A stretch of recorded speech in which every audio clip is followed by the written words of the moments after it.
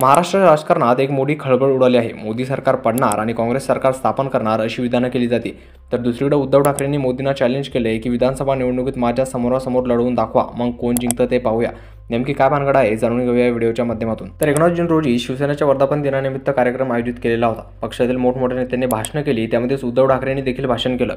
उद्धव ठाकरेंनी त्यांच्या भाषणात अनेक लोकांवर टीका केल्या, त्यामध्ये राज ठाकरे, नरेंद्र मोदी आणि एकनाथ शिंदे यांचाही समावेश होता। उद्धव ठाकरे मोदींसोबत जाणार का यावर तर त्यांनी एक वेगळंच उत्तर दिलं। ते म्हणाले की मी त्या नालायक लोकांसोबत पुन्हा जायला पाहिजे का ज्यांनी माझा पक्ष संपवण्याचा प्रयत्न केला।